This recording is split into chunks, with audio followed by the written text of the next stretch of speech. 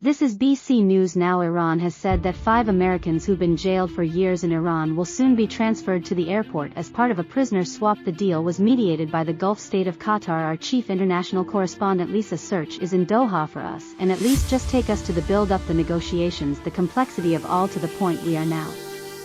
Yes, this is really the end game in what is a deeply controversial, highly complex deal. You're joining us here at the largely empty tarmac at the old international airport here in the Qatari capital, such an ordinary setting where in a few hours' time we expect to see the culmination of an extraordinary moment when the 5 American prisoners who've been held for years in Iran's notorious Heaven prison will land here to be greeted by Qatari and American officials before heading to the United States. And all of the last pieces fell into place early this morning when Qatari banks confirmed that these $6 billion in funds, money that Iran earned in selling oil to South Korea, had now arrived here in the banks. It's funny that will be strictly controlled, we understand, by the Qatari and other authorities that gave the green light, right, that the Americans in Iran could start moving towards the airport there, and 5 prisoners in the United States, Iranians largely jailed on evading U.S. sanctions, will also be released. And there was too a confirmation from Tehran from the Foreign Ministry spokesperson that this process will indeed get underway today. Based on the information I have, the exchange of prisoners will be done today. 5 citizens of the Islamic Republic of Iran will be released from prison.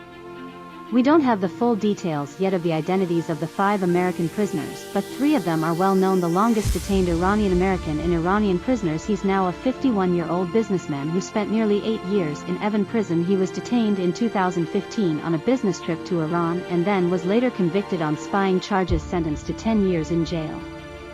Ahmad Shargi was traveling in Iran with his wife in 2018 when he was first detained. Before then he was arrested 2 years later, also on espionage charges.